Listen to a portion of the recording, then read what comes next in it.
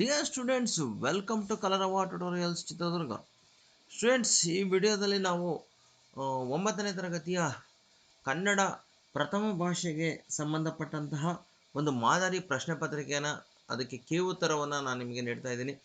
So ಇಲ್ಲಿ ಈ ಒಂದು ಪ್ರಶ್ನೆ ಪತ್ರಿಕೆಗೆ ವಿವರಣಾತ್ಮಕವಾದಂತಹ ಕೀ ಉತ್ತರಗಳನ್ನು ನೀಡ್ತಾ ಇದ್ದೀವಿ. ಜೊತೆಗೆ ಯಾವ ರೀತಿ ಲೆಟರ್ ರೈಟಿಂಗು, ಪ್ರಬಂಧ, ಗಾದೆ ಎಲ್ಲದನ್ನೂ ಸಹ ಇಲ್ಲಿ ತೋರಿಸ್ಕೊಡ್ತಾ ಇದ್ದೀವಿ. ಸೊ ಈ ಒಂದು ಕೀ ಉತ್ತರಗಳನ್ನು ನೋಡಿಕೊಂಡು ನೀವು ಸೋಮವಾರ ನೀವೇನು ಪರೀಕ್ಷೆಯನ್ನು ಬರೀಲಿಕ್ಕೆ ಹೋಗ್ತಾ ಇದ್ದೀರೋ, ಸೊ ಆ ಪರೀಕ್ಷೆಗೆ ಪೂರ್ಣ ತಯಾರಿಯನ್ನು ಮಾಡ್ಕೊಳ್ತೀರಾ ಅಂತ ಹೇಳ್ತಾ, ಸೊ ಭಾಳಷ್ಟು ವಿದ್ಯಾರ್ಥಿಗಳು ಕೇಳ್ತಾರೆ, ಸರ್ ಇದೇ ಪ್ರಶ್ನೆ ಪತ್ರಿಕೆ ಬರುತ್ತಾ ಅಂತ. ಖಂಡಿತ ಇಲ್ಲ, ಇದು ಮಾದರಿ ಪ್ರಶ್ನೆ ಪತ್ರಿಕೆ. ಇದೇ ರೀತಿಯಲ್ಲಿ ಬರ್ತದ ಹೊರತು ಇದೇ ಪ್ರಶ್ನೆ ಪತ್ರಿಕೆ ಅಲ್ಲ ಇದು. ಹಾಗಾಗಿ ಇದನ್ನು ಮಾದರಿ ಪ್ರಶ್ನೆ ಪತ್ರಿಕೆ ಅಂತ ಇಟ್ಕೊಂಡು ಉತ್ತರಗಳನ್ನು ನೋಡಿ ನೀವು ಅದಕ್ಕೆ ಪರೀಕ್ಷಾ ತಯಾರಿಯನ್ನು ಮಾಡ್ಕೊಳ್ತೀರಾ ಅಂತ ಹೇಳ್ತಾ, ಬನ್ನಿ ನೋಡೋಣ ಈ ಒಂದು ಕೀ ಉತ್ತರಗಳು ಹೇಗಿದೆ ಅಂತ. ಸ್ಟೂಡೆಂಟ್ಸ್, ಅದಕ್ಕೂ ಮುಂಚೆ ನಮ್ಮ ಚಾನಲ್ಗೆ ನೀವು ಯಾರು ಸಬ್ಸ್ಕ್ರೈಬ್ ಆಗಿರಲಿಲ್ಲ ಅಂತಂದರೆ ಆದಷ್ಟು ಬೇಗ ಸಬ್ಸ್ಕ್ರೈಬ್ ಮಾಡ್ಕೊಳ್ಳಿ. ಯಾಕೆ ಅಂತಂದರೆ ನಿಮ್ಮ ಒಂದು ಎಲ್ಲ ಪ್ರಶ್ನೆ ಪತ್ರಿಕೆಗಳಿಗೆ ಕೀ ಉತ್ತರಗಳನ್ನು ನಾವು ನೀಡ್ತಾ ಹೋಗ್ತಾ ಇದ್ದೀವಿ. ಪ್ರತಿ ದಿವಸ ನಿಮ್ಮ ಪರೀಕ್ಷೆ ಹೆಂಗಿರ್ತದೋ ಹಂಗೆ ಕೀ ಉತ್ತರಗಳು. ಜೊತೆಗೆ ನೀವು ಪರೀಕ್ಷೆ ಬರೆದು ಬಂದ ನಂತರ ತತ್ಕ್ಷಣ ಆದಷ್ಟು ಬೇಗ ನಿಮಗೆ ಕೀ ಉತ್ತರಗಳನ್ನು ತಲುಪಿಸ್ತಕ್ಕಂಥ ವ್ಯವಸ್ಥೆಯನ್ನು ಮಾಡ್ತಾಯಿದ್ದೀವಿ, ಅಪ್ಲೋಡ್ ಮಾಡ್ತಾಯಿದ್ದೀವಿ. ಹಾಗಾಗಿ ಆದಷ್ಟು ಬೇಗ ಸಬ್ಸ್ಕ್ರೈಬ್ ಮಾಡ್ಕೊಳ್ಳಿ ಅಂತ ಹೇಳ್ತಾ, ಈಗ ನೋಡ್ತಾ ಹೋಗೋಣ ಈ ಒಂದು 9ನೇ ತರಗತಿಯ ಕನ್ನಡ ಪ್ರಥಮ ಭಾಷೆಯ ಒಂದು ಕೀ ಉತ್ತರಗಳು ಹೇಗಿದೆ ಅಂತೇಳಿ ನಾವು ಈಗ ನೋಡ್ತಾ ಹೋಗೋಣ. ಸೊ ವಿದ್ಯಾರ್ಥಿಗಳೇ, ಇದು ನೀವು ಬರೀಬೇಕಾಗಿರ್ತಕ್ಕಂತಹ ಒಂದು ಏನು ಪ್ರಶ್ನೆ ಪತ್ರಿಕೆಯ ಮಾದರಿ ಇದೆಯಲ್ಲ, ಅದು ಪ್ರಶ್ನೆ ಪತ್ರಿಕೆಯ ಮಾದರಿ. ಸೊ ಇದನ್ನು ನೋಡ್ತಾ ಹೋಗೋಣ. ಇಲ್ಲಿ ನಿಮಗೆ ಪ್ರಶ್ನೆಗಳನ್ನು ಯಾವ ರೀತಿ ಇದೆ ಅಂತ ಮೊದಲು ಪ್ರಶ್ನೆ ಪತ್ರಿಕೆಯನ್ನು ತೋರಿಸ್ಬಿಡ್ತೀನಿ, ಆನಂತರ ಉತ್ತರವನ್ನು ಕೊಡ್ತಾ ಹೋಗ್ತೀನಿ. ಮೊದಲು ಪ್ರಶ್ನೆ ಪತ್ರಿಕೆಯನ್ನು ಪೂರ್ಣ ಪ್ರಮಾಣದಲ್ಲಿ ನೋಡ್ಕೊಳ್ರಿ. 6 ಪ್ರಶ್ನೆಗಳು, 1 ಅಂಕದ ಪ್ರಶ್ನೆಗಳು, ವ್ಯಾಕರಣಕ್ಕೆ ಸಂಬಂಧಪಟ್ಟಂತಹ ಪ್ರಶ್ನೆಗಳನ್ನು ಇಲ್ಲಿ ಕೊಟ್ಟಿರ್ತಾರೆ. 6 ಪ್ರಶ್ನೆಗಳಿರ್ತವೆ. ಸೊ ಇದರ ಜೊತೆಗೆ ನೆಕ್ಸ್ಟು 2 ಪದಗಳಿಗೆ ಸಂಬಂಧಿಸಿರುವಂತೆ 3ನೇ ಪದಕ್ಕೆ ಸಂಬಂಧಿಸಿದಂಥ ಪದವನ್ನು ಕೊಡಿ ಅಂತೇಳಿ 1 ಅಂಕದ 4 ಪ್ರಶ್ನೆಗಳಿರ್ತವೆ. ಮತ್ತು ಒಂದೊಂದು ವಾಕ್ಯದಲ್ಲಿ ಉತ್ತರ ಬರೀಲಿಕ್ಕೆ ಪ್ಯಾಸೇಜಸ್ಸನ್ನು ಕೊಟ್ಟಿರ್ತಾರೆ.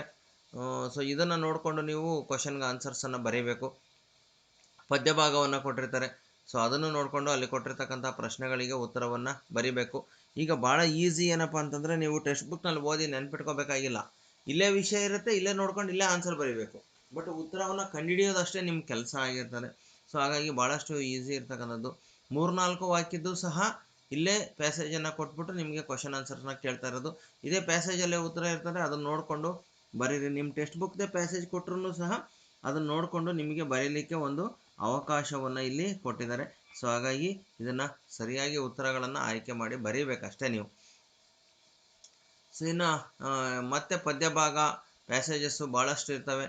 ಜೊತೆಗೆ ನಿಮ್ಮ ಟೆಕ್ಸ್ಟ್ಗೆ ಸಂಬಂಧಪಟ್ಟಂತಹ ಒಂದಷ್ಟು ಕ್ವಶನ್ಸ್ ಕೂಡ ಇರುತ್ತೆ, ಅದನ್ನು ಕೂಡ ನೀವು ಆನ್ಸರ್ ಮಾಡಬೇಕಾಗ್ತದೆ. ಸೊ ಯಾರ್ದಾರು ಒಬ್ಬರದ್ದು ಕವಿ ಅಥವಾ ಸಾಹಿತಿಗಳದ್ದು ಚಿತ್ರವನ್ನು ಕೊಡ್ತಾರೆ, ಹೆಸರು ಕೊಡೋದಿಲ್ಲ. ಕಾಲ, ಸ್ಥಳ, ಕೃತಿ, ಪ್ರಶಸ್ತಿ ಇವುಗಳ ಕುರಿತು ಅದನ್ನು ವಾಕ್ಯ ರೂಪದಲ್ಲಿ ಬರೀಬೇಕು ಅಂತ ಕೇಳ್ತಾರೆ, ಅದನ್ನು ನೀವು ಬರೀಬೇಕು. ನೆಕ್ಸ್ಟು ಒಂದು ಹೊಸಗನ್ನಡದ ಸಾಹಿತಿ ಮತ್ತು ಅಥವಾ ಹಳೆಗನ್ನಡದ ಸಾಹಿತಿ ಮತ್ತು ಒಬ್ಬ ಕವಿಯ ಬಗ್ಗೆ ಕೇಳ್ತಾರೆ. ಹಳೆಗನ್ನಡದಿರ್ಬೋದು ಅಥವಾ ಹೊಸಗನ್ನಡದಿರ್ಬೋದು. ಇಲ್ಲಿ ಪದ್ಯಕ್ಕೆ ಪದ್ಯ ಭಾಗ ಕೊಟ್ಟಿದ್ದಾರೆ. ಇದಕ್ಕೆ ಪ್ರಸ್ತಾರ ಹಾಕಿ ಗಣ ವಿಭಾಗ ಮಾಡಬೇಕು, 3 ಅಂಕ ಇರುತ್ತೆ. ಒಂದು ಅಲಂಕಾರವನ್ನು ಕೊಡ್ತಾರೆ, ಅದನ್ನು ಬರೆದ್ರೆ 3 ಅಂಕ ಇರ್ತದೆ. ಗಾದೆ ಮಾತನ್ನು ವಿಸ್ತರಿಸಿದರೆ 3 ಅಂಕ. ಇವೆಲ್ಲವಕ್ಕೂ ಸಹ ಡೀಟೇಲ್ಸನ್ನು ನಿಮಗೆ ಕೊಡ್ತಾ ಹೋಗ್ತೀನಿ ನಾನು. ಇಲ್ಲಿ ಅದಾದ ನಂತರ ಸಂದರ್ಭ, ಸ್ವಾರಸ್ಯ ಇರ್ತದೆ. 6 ಪ್ರಶ್ನೆಗಳಿರ್ತವೆ, 3 ಅಂಕ. ಭಾಳ ಸುಲಭವಾಗಿ ಅಂಕಗಳನ್ನು ಗಳಿಸ್ಬೋದು. ಯಾವ ರೀತಿ ಬರೀಬೇಕು ಅಂತಕ್ಕಂಥದ್ದನ್ನು ನೀವು ತಿಳ್ಕೊಬೇಕಷ್ಟೇ. ಸಂದರ್ಭ ಮತ್ತು ಸ್ವಾರಸ್ಯವನ್ನು ಯಾವ ರೀತಿ ಬರೀಬೇಕು ಅನ್ನೋದನ್ನು ತಿಳ್ಕೊಬೇಕು. ಮೆಥಡನ್ನು ಹೇಳ್ಕೊಡ್ತೀನಿ ನಾನು. ಸೊ ಪದ್ಯ ಭಾಗ ಇರ್ತದೆ, 4 ಅಂಕಗಳಿರ್ತದೆ. ಸರಿಯಾಗಿ ಪದ್ಯವನ್ನು ಕಲಿತು ಗ್ರಾಮರ್ ಮಿಸ್ಟೇಕ್ ಇಲ್ಲದೆ ಬರೀಬೇಕು, ಹಾಗೆ ಬರೆಯೋಂಗಿಲ್ಲ. ಸೊ ಇನ್ನು ಪದ್ಯ ಭಾಗವನ್ನು ಸಾರಾಂಶ ಬರೀಲಿಕ್ಕೆ ಹೇಳ್ತಾರೆ. ಇಲ್ಲಿರ್ತಕ್ಕಂಥದ್ದನ್ನು ನೋಡಿ ನೀವು ನಿಮಗೆ ಏನು ಶಾಲೆಯಲ್ಲಿ ಕೇಳಿರ್ತೀರೋ ಅದಕ್ಕೆ ಕರೆಕ್ಟಾಗಿ ಅರ್ಥವನ್ನು ಬರೀಬೇಕು. ಈ ಚಿತ್ರವನ್ನು ಕೊಟ್ಟು ಇದರ ಬಗ್ಗೆ, ಇದು ನಿಮ್ಮ ಟೆಕ್ಸ್ಟ್ ಬುಕ್ನ ಚಿತ್ರನ, ಇದನ್ನು ನೋಡಿಕೊಂಡು ನೀವು ಒಂದು 8-10 ವಾಕ್ಯಗಳಲ್ಲಿ ಉತ್ತರವನ್ನು ಬರೀಬೇಕು. ಪದ್ಯದ ಸಾರಾಂಶ ಒಂದು ಕೊಡ್ತಾರೆ. ಅದಾದ ನಂತರ ಮತ್ತೆ ಇಲ್ಲಿ ಒಂದು ಪದ್ಯ ಭಾಗವನ್ನು ಕೊಟ್ಟಿದ್ದಾರೆ, ಗದ್ಯವನ್ನು. ಸೊ 4 ಅಂಕಗಳಿಗೆ ಇಲ್ಲಿ ಪ್ರಶ್ನೆ ಇರ್ತದೆ. ಒಂದೊಂದು 2 ಅಂಕದ 2 ಬರ್ಬೋದು ಅಥವಾ 1 ಅಂಕದ 4 ಬರ್ಬೋದು. ಪ್ರಶ್ನೆಗಳು ಆ ರೀತಿ ಇರ್ತದೆ. ನೆಕ್ಸ್ಟು ಲೆಟರ್ ರೈಟಿಂಗ್ ಇದೆ, ಪತ್ರಲೇಖನ. ಸೊ ಒಂದು ಇದು ಅರ್ಜಿ ಬರೀತಕ್ಕಂಥದ್ದು, ಮತ್ತೊಂದು ಇದು ಸ್ನೇಹಿತರಿಗೆ ಪತ್ರ ಬರೀತಕ್ಕಂಥದ್ದಿದೆ. ಸೊ ಗೆಳೆಯ ಅಥವಾ ಗೆಳತಿಗೆ ಪತ್ರವನ್ನು ಬರೀಬೋದು. ಅದಾದ ನಂತರ ಪ್ರಬಂಧ, ಇವೆಲ್ಲವನ್ನೂ ಸಹ ನಿಮಗೆ ತೋರಿಸ್ಕೊಡ್ತಾ ಹೋಗ್ತೀನಿ.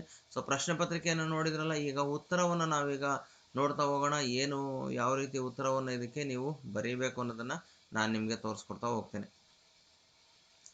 ಸೊ ವಿದ್ಯಾರ್ಥಿಗಳೇ, ಈಗ ಇದರಲ್ಲಿ ಮೊದಲನೇದಾಗಿ ನಾವು ಉತ್ತರವನ್ನು ಯಾವ ರೀತಿ ಬರೆಯೋದು ಅನ್ನೋದನ್ನು ನೋಡ್ತಾ ಹೋಗೋಣ. ಸೊ ಈಗ ಮೊದಲನೇ ಪ್ರಶ್ನೆಯನ್ನು ನೋಡೋಣ. ಕನ್ನಡ ವರ್ಣಮಾಲೆಯಲ್ಲಿ ಈ ಅಕ್ಷರಗಳನ್ನು ಅನುನಾಸಿಕ ಅಕ್ಷರಗಳು ಎಂದು ಕರೆಯುತ್ತಾರೆ. ನೋಡ್ರಿ, ಅನುನಾಸಿಕ ಅಕ್ಷರಗಳು ಅಂದರೆ ಎಲ್ಲಿರ್ತಾವಪ್ಪ ಅಂದರೆ, ಈಗ ಕನ್ನಡ ಅಕ್ಷರವನ್ನು ಬರಿತೀರಿ, ಕ, ಖ, ಘ, ಘ, ನ್ಯ ಅಂತ ಹೇಳಿ ಕನ್ನಡ ಅಕ್ಷರವನ್ನು ಬರಿತಿರಲ್ಲ ನೀವು, ಈ ಕೊನೆಯ ಸಾಲಿನಲ್ಲಿ ಬರ್ತಕ್ಕಂಥವೆಲ್ಲವೂ ಸಹ ಅನುನಾಸಿಕ ಅಕ್ಷರಗಳು. ಈ ನ್ಯಾ ಇರ್ಬೋದು, ನ್ಯಾ, ನ, ನ, ಮ, ಇವಿಷ್ಟೂ ಸಹ ಅನುನಾಸಿಕ ಅಕ್ಷರಗಳು ಅಂತ ಕರಿತೇವೆ. ಅನುನಾಸಿಕ ಸಂಧಿಯಲ್ಲೂ ಸಹ ಇವೇ ಅಕ್ಷರಗಳನ್ನು ಬಳಸಿ ಸಂಧಿಯನ್ನು ನಾವು ನೋಡ್ತೇವೆ. ಹಾಗಾಗಿ ಇಲ್ಲಿರ್ತಕ್ಕಂಥದ್ರಲ್ಲಿ ಅ ಅಲ್ಲ, ಕಾಕ ಅಲ್ಲ, ನ ಅವಲ್ಲ, ನ ಅಂತಕ್ಕಂಥದ್ದು, ಐ ಅವಲ್ಲ, ನ ಅಂತಕ್ಕಂಥದ್ದು. ಹಾಗಾಗಿ ಆಪ್ಷನ್ ಡಿ ಅಂತಕ್ಕಂಥದ್ದು ಸರಿಯಾಗಿರ್ತಕ್ಕಂಥ ಉತ್ತರ ಆಗಿದೆ. ಮುಂದಿನ ಪ್ರಶ್ನೆಯನ್ನು ನೋಡೋಣ. ತಾವು ಹೇಳಿದರೆ ಖಂಡಿತವಾಗಿಯೂ ಅವರು ತಮ್ಮ ಕೆಲಸವನ್ನು ಮಾಡಿಕೊಳ್ಳುತ್ತಾರೆ. ಈ ವಾಕ್ಯದಲ್ಲಿನ ಆತ್ಮಾರ್ಥಕ. ಆತ್ಮಾರ್ಥಕ ಅಂದರೆ ನಾನು, ನಾವು, ನನ್ನದು, ನಮ್ಮದು, ನಮಗೆ, ನಮ್ಮಿಂದ ಅಂತ ಪದಗಳು ಬರ್ತಾವಲ್ಲವು. ಹಾಗಾಗಿ ಇಲ್ಲಿ ಆಕ್ಚುಲಿ ಆತ್ಮಾರ್ಥಕ ಅಂತಂದರೆ ನಮ್ಮನ್ನು ನಾವು ಹೊಗಳ್ಕೊಳ್ತಕ್ಕಂಥದ್ದು,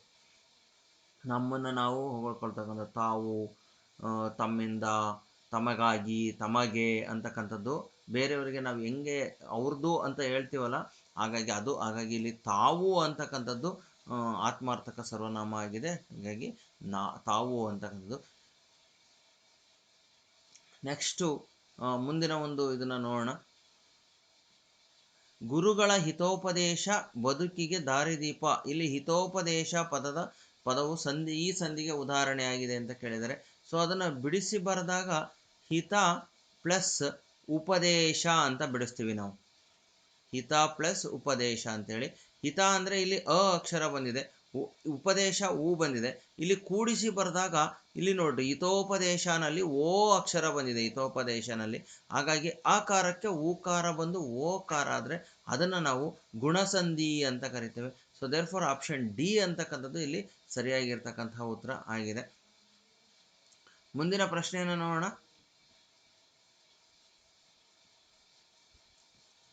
ಸಂಬೋಧನೆಯ ಮುಂದೆ ಹಾಗೂ ಕರ್ತೃ, ಕರ್ಮ, ಕ್ರಿಯಾಪದಗಳಿಗೆ ಬೇರೆ ವಿಶೇಷಣಗಳು ಬರುವಾಗ ಕೊನೆಯ ವಿಶೇಷಣ ಬಿಟ್ಟು ಉಳಿದವುಗಳ ಮುಂದೆ ಈ ಲೇಖನ ಚಿಹ್ನೆಯನ್ನು ಬಳಸುತ್ತಾರೆ.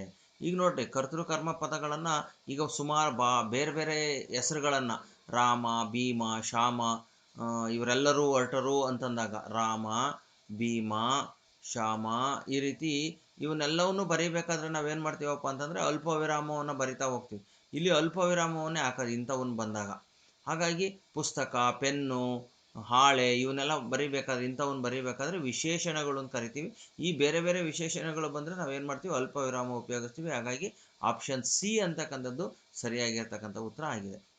ಸಕ್ಕದಂ ಪೇಳ್ವಡೆ ನೆರೆ ಸಕ್ಕದಂ ಪೇಳ್ಗೆ. ಇಲ್ಲಿ ಸಕ್ಕದಂ ಅಂತಕ್ಕಂತಹದ್ದು ಇದರ ಹೊಸಗನ್ನಡದ ರೂಪ ಅಂತ ಕೇಳಿದರೆ, ಸೊ ಸಕ್ಕದಂ, ಇಲ್ಲಿ ನಿಮಗೆ ಈ ಸಕ್ಕದಂ ಅರ್ಥ ಗೊತ್ತಾಗ್ಲಿದ್ರು ಈ ಮಮ್ ಅಂತಕ್ಕಂಥದ್ದು ವಿಭಕ್ತಿ ಪ್ರತ್ಯಯದಲ್ಲೇ ನೋಡ್ಕೋಬೇಕು ನೀವು. ಮಮ್ ಅಂತಕ್ಕಂಥದ್ದು ದ್ವಿತೀಯ ವಿಭಕ್ತಿನಲ್ಲಿ ಬರ್ತದೆ. ಸೊ ಇದು ದ್ವಿತೀಯ ವಿಭಕ್ತಿನಲ್ಲಿ ಕನ್ನಡದಲ್ಲಿ ಬರ್ತಕ್ಕಂಥದ್ದು ಅನ್ನು ಅಂತ ಗುರುತಿಸ್ಬೋದು. ಹಾಗಾಗಿ ಸಂಸ್ಕೃತ ವನ್ನು ಅಂತಕ್ಕಂಥದ್ದನ್ನು ನಾವು ಇಲ್ಲಿ ಇದರ ಹೊಸಗನ್ನಡದ ರೂಪ. ನೋಡ್ರಿ, ವಿಭಕ್ತಿ ಪ್ರತ್ಯಯಗಳು ಗೊತ್ತಿದ್ರೆ ಕೂಡ ಹಳೆಗನ್ನಡದಿಂದ ಹೊಸಗನ್ನಡಕ್ಕೆ ನಾವು ಇದನ್ನು ತರ್ಜುಮೆ ಮಾಡಲಿಕ್ಕೆ ಆಗ್ತದೆ. ನೆಕ್ಸ್ಟು ಮುಂದಿನ ಒಂದು ಪ್ರಶ್ನೆ. ಹೆದ್ದಾರಿಯ ಇಕ್ಕೆಲಗಳಲ್ಲಿ ಮರಗಳನ್ನು ನೆಟ್ಟಿದ್ದಾರೆ. ಈ ಪದದಲ್ಲಿ ಹೆದ್ದಾರಿ, ಇಲ್ಲಿ ಹೆದ್ದಾರಿ ಆಗಬೇಕಾಗಿತ್ತು, ಇಲ್ಲಿ ರೇ ಆಗ್ಬಿಟ್ಟಿದೆ. ಹೆದ್ದಾರಿಯ ಇಕ್ಕೆಲಗಳಲ್ಲಿ ಹೆದ್ದಾರಿ ಅಂತಕ್ಕಂತಹ ಒಂದು ಇದನ್ನು ಬಿಡಿಸಿದಾಗ ನಾವು ಇದನ್ನು ಹಿರಿದು ಪ್ಲಸ್ ದಾರಿ ಅಂತ ಬಿಡಿಸ್ತೇವೆ. ಹಿರಿದು ಪ್ಲಸ್ ದಾರಿ ಅಂತ ಬಿಡಿಸೋದ್ರಿಂದ ಇಲ್ಲಿ ಇರ್ತಕ್ಕಂತಹ ಸಮಾಸ ಇದು ಹಿರಿದು ಅಂತಕ್ಕಂಥದ್ದು ವಿಶೇಷಣ ಆಗಿರೋದ್ರಿಂದ ಕರ್ಮಧಾರೆಯ ಸಮಾಸವನ್ನು ನಾವು ನೋಡ್ತೇವೆ. ಇದು ಕರ್ಮಧಾರೆಯ ಸಮಾಸಕ್ಕೆ ಉದಾಹರಣೆ ಆಗಿದೆ. ಸೊ ಮುಂದಿನ ಪ್ರಶ್ನೆಯನ್ನು ನೋಡೋಣ. ಕೆಳಗಿನವುಗಳಲ್ಲಿ ಮೊದಲೆರಡು ಪದಗಳಿಗಿರುವ ಸಂಬಂಧದಂತೆ ಮೂರನೇ ಪದಕ್ಕೆ ಸರಿಹೊಂದುವ ಸಂಬಂಧಿ ಪದವನ್ನು ಬರೆಯಿರಿ ಅಂತ ಕೇಳಿದರೆ, ಸೊ ಈ ಸಂಬಂಧಿ ಪದವನ್ನು ಬರೀಬೇಕು ಅಂದರೆ ಮಾಡಲಿ, ಅಲಿ ಅಂತ ಬಂದರೆ ಅದು ವಿದ್ಯಾರ್ಥಕ ರೂಪ. ಮಾಡನು ಅನು ಅಂತ ಬಂದಿದೆ ಅಂದರೆ ಮಾಡುವುದಿಲ್ಲ ಅಂತ ಬರ್ತದೆ.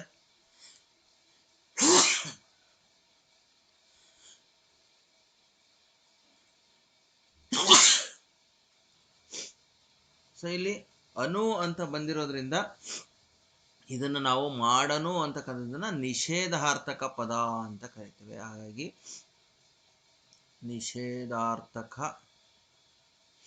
ನಿಷೇಧಾರ್ಥಕ ಕ್ರಿಯಾಪದ ಅಂತ ಬರಿಬೇಕು ನೀವು. ನಿಷೇಧಾರ್ಥಕ ಕ್ರಿಯಾಪದ. ನೆಕ್ಸ್ಟು ಇಲ್ಲಿ ಕಂದ ಪದ್ಯ 4 ಸಾಲನ್ನು ಹೊಂದಿರ್ತಾರೆ. ಷಟ್ಪದಿ, ಇಲ್ಲಿ ಷಟ್ಪದಿ ಅಂತಂದರೆ 6 ಸಾಲು ಇರ್ತಕ್ಕಂಥದ್ದು. ಹಾಗಾಗಿ 6 ಸಾಲು. ತ್ರಿಪದಿ ಅಂತ ಬಂದರೆ 3 ಸಾಲು ಬರ್ತದೆ. ಇಲ್ಲಿ ಷಟ್ಪದಿ ಇರೋದ್ರಿಂದ 6 ಸಾಲುಗಳು ಬರ್ತದೆ. ಸಾಕು ಅಂತಕ್ಕಂಥದ್ದು ಕ್ರಿಯಾರ್ಥಕ ಅವ್ಯಯ ಆಗಿರ್ತದೆ. ಸೊ ಕ್ರಿಯೆಯನ್ನು ತೋರಿಸ್ತದೆ ಇದು, ಹಾಗಾಗಿ ಸಾಕು ಅನ್ನೋದು ಕ್ರಿಯೆ ತೋರಿಸ್ತದೆ. ಡಣ ಅಂತಕ್ಕಂಥದ್ದು ಶಬ್ದವನ್ನು ಅನುಕರಣೆ ಮಾಡೋದ್ರಿಂದ ಇದನ್ನು ನಾವು ಅನುಕರಣಾವ್ಯಯ ಅಂತ ಕರಿತೇವೆ.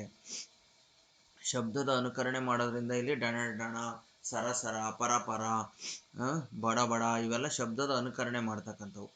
ನೆಕ್ಸ್ಟು ಸಪ್ತಮಿ ಅಂದರೆ ಅಲ್ಲಿ ಸಪ್ತಮಿ ವಿಭಕ್ತಿಯ ಪ್ರತ್ಯಯ ಅಲ್ಲಿ ಪ್ರಥಮ ಅಂತಕ್ಕಂಥದ್ದು ಹೂ. ಸೊ ಇದನ್ನು ನೀವು ಕಲ್ತ್ಕೋಬೇಕು. ಪ್ರಥಮ ಹೂ, ದ್ವಿತೀಯ ಅನ್ನು, ತೃತೀಯ ಇಂದ ಇವನ್ನ ನೆನ್ಪಿಟ್ಕೊಂಡ್ರಿ ಅಂತಂದರೆ ಇದರಲ್ಲಿ ಒಂದಂತೂ ಗ್ಯಾರಂಟಿ ಬಂದೇ ಬರ್ತದೆ. ಸೊ ವಿಭಕ್ತಿ ಪ್ರತ್ಯಯಗಳನ್ನು ನೆನ್ಪಿಟ್ಕೋಬೇಕು ನೀವು. ನೆಕ್ಸ್ಟು ಮುಂದಿನ ಪ್ರಶ್ನೆಯನ್ನು ನೋಡೋಣ. ಪ್ರತಿಯೊಂದು ಪ್ರಶ್ನೆಗಳಿಗೆ ಒಂದೊಂದು ವಾಕ್ಯದಲ್ಲಿ ಉತ್ತರ ಬರೆಯಿರಿ ಅಂತ ಇದೆ. ಸೊ ಇಲ್ಲೇ ಪ್ಯಾಸೇಜಲ್ಲಿ ಇರೋದ್ರಿಂದ ಯಾರಿಗೆ ಸ್ನೇಹಪರನಾಗಿರು ಎಂದು ರಾಮನು ಭರತನಿಗೆ ಹೇಳುತ್ತಾನೆ. ಸೊ ನೋಡ್ರಿ, ಇಲ್ಲಿ ಭರತ ಹೇಳ್ತಕ್ಕಂಥದ್ದು ಯಾರಿಗೆ ಸ್ನೇಹಪರನಾಗಿ ನೀನು ಇದನ್ನ ರಾಜ್ಯಭಾರವನ್ನು ನಡೆಸಬೇಕು ಅಂತಂದ್ರೆ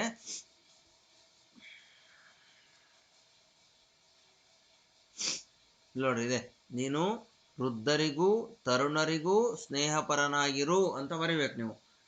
ವೃದ್ಧರಿಗೂ ತರುಣರಿಗೂ ಸ್ನೇಹಪರನಾಗಿರು ಎಂದು ರಾಮನು ಭರತನಿಗೆ ಹೇಳುತ್ತಾನೆ. ಇಷ್ಟನ್ನು ಬರಿಬೇಕು ನೀವು. ಇಲ್ಲಿ ಸ್ನೇಹಪರನಾಗಿರು ಇಲ್ಲಿಂದನೂ ಸಹ ಸೇರಿಸ್ಕೋಬೇಕು. ಇಲ್ಲಿ ಇಷ್ಟನ್ನು ಬರೆದು ಇದನ್ನ ಸೇರಿಸ್ಬೇಕು. ವೃದ್ಧರಿಗೂ ತರುಣರಿಗೂ ಅಂತ ಬರೆದ್ಬಿಟ್ಟು ಸ್ನೇಹಪರನಾಗಿರು ಎಂದು ರಾಮನು ಭರತನಿಗೆ ಹೇಳುತ್ತಾನೆ. ಸೊ ಇದು ಸರಿಯಾಗಿರ್ತಕ್ಕಂಥ ಉತ್ತರ. ಆದಾಯವು ಯಾವುದರಿಂದ ಹೆಚ್ಚಿರಬೇಕು ಅಂತ ಹೇಳ್ತಾರೆ ನೋಡ್ರಿ. ಆದಾಯವನ್ನು ಯಾವ ರೀತಿ ಇರಬೇಕು, ಯಾವುದಕ್ಕಿಂತ ಹೆಚ್ಚಿರಬೇಕು? ಆದಾಯವು ವ್ಯಯಕ್ಕಿಂತ ಹೆಚ್ಚಿರಬೇಕು. ಇದು ಬರೀಬೇಕು. ಆದಾಯವು ವ್ಯಯಕ್ಕಿಂತ ಹೆಚ್ಚಿರಬೇಕು ಅಂತ ಬರೀಬೇಕು. ಅನಂತರ ಮುಂದಿನ ಒಂದು ಪ್ರಶ್ನೆ, ಸಂಪತ್ತು ಯಾವುದಕ್ಕೆ ವಿನಿಯೋಗವಾಗಬೇಕು? ನೋಡ್ರಿ, ಸಂಪತ್ತನ್ನು ಯಾವುದಕ್ಕೆ ವಿನಿಯೋಗವಾಗಬೇಕು ಅಂತ ಹೇಳ್ತಾರೆ? ಸಂಪತ್ತೆಲ್ಲವೂ ರಾಜ್ಯದ ಅಭಿವೃದ್ಧಿಯ ಕೆಲಸ ಕಾರ್ಯಗಳಿಗೆ ನೀವು ಇದನ್ನು ಬರೀಬೇಕು, ವಿನಿಯೋಗವಾಗಬೇಕು ಅಂತ ಬರೀಬೇಕು. ಇಷ್ಟು ಬರೀಬೇಕು, ಇಲ್ಲಿಂದ ಇಲ್ಲಿ ತನಕ ಬರೆದು ಅದರ ಜೊತೆಗೆ ವಿನಿಯೋಗವಾಗಬೇಕು. ಕರೆಕ್ಟಾಗಿ ವಾಕ್ಯವನ್ನು ಕರೆಕ್ಟಾಗಿ ಬರೀಬೇಕು. ಆವಾಗ ನಿಮಗೆ ಪೂರ್ಣ ಅಂಕಗಳನ್ನು ಕೊಡ್ತಾರೆ. ನೆಕ್ಸ್ಟು, ಯಾವ ಮಾರ್ಗವನ್ನು ಹಿಡಿಯಬೇಡ ಎಂದು ರಾಮನು ಹೇಳುತ್ತಾನೆ? ನೋಡ್ರಿ, ಯಾವ ಮಾರ್ಗ ಹಿಡಿಬಾರ್ದು? ಅನರ್ಥ ಅನ್ಯಾಯ ಮಾರ್ಗವನ್ನು ಹಿಡಿಯಬೇಡ ಎಂದು ರಾಮನು ಹೇಳುತ್ತಾನೆ. ಇದಿಷ್ಟು ಬರೀಬೇಕು. ಅನರ್ಥ ಅನ್ಯಾಯ ಮಾರ್ಗವನ್ನು ಹಿಡಿಯಬೇಡ ಎಂದು ರಾಮನು ಹೇಳುತ್ತಾನೆ. ಈ ಥರ ವಾಕ್ಯವನ್ನು ಹುಡುಕಿ ನೀವು ಉತ್ತರವನ್ನು ಬರೆದ್ರೆ ಪೂರ್ಣ ಅಂಕ ಕೊಡ್ತದೆ. ಇಲ್ಲಿ ಪ್ರಶ್ನೆಯಲ್ಲಿ ಇರ್ತಕ್ಕಂಥದ್ದನ್ನ ಸೇರಿಸ್ಕೋಬೇಕು. ಏನೇನು ಕೇಳಿರ್ತಾರೋ ಅದನ್ನು ಸೇರಿಸ್ಕೊಂಡು ಉತ್ತರವನ್ನು ನೀವು ಬರೀಬೇಕು. ಮುಂದಿನ ಒಂದು ಪದ್ಯಭಾಗವನ್ನು ನೋಡೋಣ. ಭರತನು ಯಾವ ನಗರವನ್ನು ಆಳುತ್ತಿದ್ದನು ಅಂತ ಇದೆ. ಸೊ ಇಲ್ಲಿ ಭರತ ನೋಡ್ರಿ ಅಯೋಧ್ಯ ನಗರ ಕೂಡಿಸ್ಬಿಟ್ಟಿದೆ ಇದರೊಳಗಡೆ. ಹಾಗಾಗಿ ಇಲ್ಲಿ ಯಾವ ಅನ್ನೋದನ್ನು ಬಿಟ್ಬಿಟ್ಟು ನೀವು ಇಲ್ಲಿ ಅಯೋಧ್ಯ ಅಂತ ಸೇರಿಸ್ಬೇಕು. ಭರತನು ಅಯೋಧ್ಯ ನಗರವನ್ನು ಆಳುತ್ತಿದ್ದನು. ಭರತನನ್ನು ಹೊಗಳುತ್ತಿದ್ದ 3 ಲೋಕಗಳು ಯಾವುವು ಅಂತ ಇದೆ. ಸೊ 3 ಲೋಕಗಳು ಯಾವ್ಯಾವುದು ಇಲ್ಲಿ ನೋಡ್ರಿ. ಭೂತಳ ಒಂದು, ಹೌದಾ? ಒಂದು ಭೂಮಿ, ಇನ್ನೊಂದು ಪಾತಾಳ, ಮತ್ತೊಂದು ಆಕಾಶ. ಹಾಗಾಗಿ 3 ಲೋಕಗಳು ಅಂತಂದಾಗ ನೀವು ಅದನ್ನು ಬರೀಬೇಕು. ಒಂದು ಭೂಮಿ, ಇನ್ನೊಂದು ಆಕಾಶ, ಇನ್ನೊಂದು ಪಾತಾಳ. ಇವು 3 ಸಹ ಲೋಕಗಳು ಇಲ್ಲಿ ಇದ್ದುವು ಅಂತೇಳಿ 3 ಲೋಕಗಳು ಅಂತ ನೀವು ಬರೀಬೇಕು. ನೆಕ್ಸ್ಟು, ಭೂಮಿಯಲ್ಲಿ ಭುಜಂಗನ ಭಯ, ಆಕಾಶದಲ್ಲಿ ಗಿಡನ. ಭೂಮಿ ಆಕಾಶದಲ್ಲಿ ಪುಟ್ಟ ಹಕ್ಕಿಗೆ ಯಾರ ಭಯವಿದೆ ಅಂತ ಇದೆ. ಈ ಯಾರ ಅನ್ನೋದನ್ನು ಬಿಟ್ಬಿಟ್ಟು ಭುಜಂಗ ಅಂತ ಬರೀಬೇಕು. ಭುಜಂಗನ ಭಯವಿದೆ. ನೋಡ್ರಿ, ಭೂಮಿ ಆಕಾಶದಲ್ಲಿ ಪುಟ್ಟ ಹಕ್ಕಿಗೆ ಭುಜಂಗನ ಭಯವಿದೆ ಅಂತೇಳಿ ನೀವು ಬರೀಬೇಕು. ಸೊ ನೆಕ್ಸ್ಟು 3-4 ವಾಕ್ಯದ ಉತ್ತರಗಳನ್ನು ಕೇಳಿದರೆ ಇಲ್ಲಿ. ಸ್ವಾಮಿಯವರನ್ನು ನೋಡಿದರೆ ಭೈರಪ್ಪ ಅವರಿಗೆ ಏಕೆ ಅದ್ಭುತ ಆಶ್ಚರ್ಯಗಳಾಗುತ್ತಿರಲಿಲ್ಲ ಅಂತ ಇದೆ. ಇಲ್ಲಿದೆ, ಮೇಧಾಶಕ್ತಿಯುಳ್ಳ ಯಾವ ವ್ಯಕ್ತಿಯಾದರೂ ಅವರಂತೆ ಹಲವು ಕ್ಷೇತ್ರಗಳಲ್ಲಿ ಆಸಕ್ತಿಯನ್ನು ಬೆಳೆಸಿಕೊಂಡು ಕಾಡು ಹರಟೆಯಲ್ಲಿ ಕಾಲ ಕಳೆಯದೆ ಜ್ಞಾನಾರ್ಜನೆಯಲ್ಲಿ ಸಂಶೋಧನೆಗಳಲ್ಲಿ ಜೀವನದ ಸಂತೋಷವನ್ನು ಕಾಣುವ ಅಭ್ಯಾಸ ಮಾಡಿಕೊಂಡಂದರೆ ಅಂತಕ್ಕಂಥದ್ದು ಇದೆ. ಹಾಗಾಗಿ ಮಾಡಿಕೊಂಡಂತೆ ಅವರಂತೆ ಅದ್ಭುತರಾಗಬಹುದು. ಆದ್ದರಿಂದ ಅಂತ ಹೇಳಿ ಬರೆದ್ಬಿಟ್ಟು ನೀವು ಸ್ವಾಮಿಯವರು ನೋಡಿದರೆ ಭೈರಪ್ಪ ಅವರಿಗೆ ಇದು ಏಕೆ ಬಿಡ್ರಿ ಅದ್ಭುತ ಆಶ್ಚರ್ಯಗಳಾಗುತ್ತಿರಲಿಲ್ಲ ಇಷ್ಟು ಬರೀಬೇಕು. ಇಲ್ಲಿ ಮೇಲೆ ಏನು ಅಂಡರ್ಲೈನ್ ಮಾಡಿದ್ದೀನಲ್ಲ ಇಷ್ಟನ್ನು ಬರೆದು ಇದರ ಜೊತೆಗೆ ಈ ವಾಕ್ಯ ಈ ರೀತಿ ಇಲ್ಲಿ ಹುಡುಕಿ ನೀವು ಬರೀಬೇಕು. ನೆಕ್ಸ್ಟು 2ನೇ ಪ್ರಶ್ನೆ ನೋಡೋಣ. ನಮ್ಮ ದೇಶದ ದುರದೃಷ್ಟತೆ ಯಾವುದು ಎಂದು ಲೇಖಕರು ಹೇಳುತ್ತಾರೆ. ನೋಡಿ, ನಮ್ಮ ದೇಶದ ಸದ್ಯದ ದುರದೃಷ್ಟ ಅಂತ ಇಲ್ಲಿ ಸ್ಟಾರ್ಟ್ ಮಾಡಿದರೆ ನೀವು ಇಲ್ಲಿಂದ ಬರೀಬೇಕು. ನಮ್ಮ ದೇಶದ ದುರದೃಷ್ಟತೆ, ಮೇಧಾಶಕ್ತಿ ಇರುವ ಅನೇಕರು ಇತರ ಆಕರ್ಷಣೆಗೆ ರೋಗ ಬಡಿಯುತ್ತದೆ. ವಿದ್ವತ್ತು ಸಂಶೋಧನೆಗಳಲ್ಲಿ ಸ್ವಲ್ಪ ಮೇಲೆ ಏರಿದ ತಕ್ಷಣ ತಾನು ಪ್ರೊಫೆಸರ್ ಆಗಲವೆಂಬ ಕೊರಗು ಹತ್ತುತ್ತದೆ. ಇದು ನಮ್ಮ ದೇಶದ ಇದಿಷ್ಟನ್ನು ಬರೆದಾಯ್ತು. ನೆಕ್ಸ್ಟು ಮುಂದಿನ ಒಂದು ಪ್ರಶ್ನೆಯನ್ನು ನೋಡ್ತಾ ಹೋಗೋಣ. ಸೊ ಇಲ್ಲಿ ಒಂದು ಚಿತ್ರವನ್ನು ಕೊಟ್ಟಿದ್ದಾರೆ. ಸೊ ಈ ಚಿತ್ರ ನಿಮ್ಮ ಪಠ್ಯಪುಸ್ತಕಕ್ಕೆ ಸಂಬಂಧಪಟ್ಟಿದ್ದು. ಈ ಚಿತ್ರಪಟದಲ್ಲಿರುವ ಜನಪದ ಕಲಾ ಪ್ರಕಾರ ಹುಟ್ಟಿಕೊಂಡ ಬಗೆ ಹೇಗೆ ಅಂತ ಕೊಟ್ಟಿದ್ದಾರೆ. ಸೊ ಇದು ಶೈವ ಸಂಪ್ರದಾಯದಿಂದ ಇದು ಹುಟ್ಟಿಕೊಂಡು ಬಂತು. ಶೈವ ಸಂಪ್ರದಾಯದವರು ಇದನ್ನು ನಡೆಸಿಕೊಂಡು ಬಂದಿದ್ದಾರೆ ಅಂತಕ್ಕಂಥದ್ದು. ಅಂದರೆ ಇದನ್ನು ವೀರಭದ್ರನ ಕಥೆಯನ್ನು ಹೇಳೋದ್ರ ಮೂಲಕ ಇದು ಹುಟ್ಟಿಕೊಂಡಿದೆ ಅಂತಕ್ಕಂಥದ್ದನ್ನು ಬರೀಬೋದು. ಈ ಕಲೆಯನ್ನು ಯಾವ ಸಂದರ್ಭದಲ್ಲಿ ಬಳಸುತ್ತಾರೆ ಅಂತಂದರೆ, ಸೊ ಮದುವೆ, ಉತ್ಸವಗಳು, ಜಾತ್ರೆಗಳು, ಇಂತಹ ಸಂದರ್ಭಗಳಲ್ಲಿ ಇವುಗಳನ್ನು ಮನರಂಜನೆಗೋಸ್ಕರ ಬಳಸುತ್ತಾರೆ ಅಂತೇಳಿ ನೀವು ಬರೀಬೋದು. ಸೊ ಇದು ಈ ಒಂದು ಚಿತ್ರವನ್ನು ನೋಡಿ ಬರೀತಕ್ಕಂಥದ್ದು. ಈ ಚಿತ್ರ ಆಲ್ರೆಡಿ ನಿಮ್ಮ ಟೆಕ್ಸ್ಟ್ ಬುಕ್ಕಲ್ಲೇ ಇರೋದ್ರಿಂದ ಇದರ ಬಗ್ಗೆ ನಿಮಗೆ ಗೊತ್ತಿರುತ್ತೆ, ಅದನ್ನು ನೋಡಿ ಬರೀರಿ ಅಷ್ಟೆ. ಸೊ ಮುಂದಿನ ಒಂದು ಪ್ರಶ್ನೆಯನ್ನು ನೋಡೋಣ. ಭಿನ್ನಹಕ್ಕೆ ಗುರುವೇ ಧ್ಯಾನಕ್ಕೆ ಬೇಸರವಾದಾಗ ಪದ್ಯವನ್ನು ಕೊಟ್ಟಿದ್ದಾರೆ. ಧ್ಯಾನ ಬೇಸರವಾದಾಗ ಏನು ಮಾಡುತ್ತೇನೆಂದು ಕವಿ ಹೇಳಿದ್ದಾನೆ. ಸೊ ಈ ಪದ್ಯಕ್ಕೆ ಈ ಪ್ರಶ್ನೆಯನ್ನು ಕೇಳಿರ್ತಕ್ಕಂಥದ್ದು. ಸೊ ನೋಡ್ರಿ, ಧ್ಯಾನ ಬೇಸರವಾದಾಗ, ಭಿನ್ನಹಕ್ಕೆ ಗುರುವೇ ಧ್ಯಾನ ಬೇಸರವಾದಾಗ ನಿನ್ನನ್ನು ಆದಿಯ ಮಾಡಿಕೊಂಡು ಕನ್ನಡದೊಳಗೊಂದು ಕಥೆಯ ಪೇಳುವೆನು. ಸೊ ನಿನ್ನನ್ನು ಆದಿಯನ್ನಾಗಿ, ನಿನ್ನನ್ನು ಪ್ರಾರಂಭ ಮಾಡಿಕೊಂಡು, ದೇವರನ್ನು ಪ್ರಾರಂಭ ಮಾಡಿಕೊಂಡು ಕನ್ನಡದ ಒಳಗೊಂದು ಕಥೆಯನ್ನು ಹೇಳುವೆನು ಎಂದು. ನೋಡ್ರಿ, ಇಲ್ಲಿಂದ ಸ್ಟಾರ್ಟ್ ಮಾಡ್ಬೇಕು. ಧ್ಯಾನ ಬೇಸರವಾದಾಗ ನಿನ್ನನ್ನು ಆದಿಯ ಮಾಡಿಕೊಂಡು ಕನ್ನಡದೊಳಗೊಂದು ಕಥೆಯನ್ನು ಹೇಳುವೆನು ಎಂದು.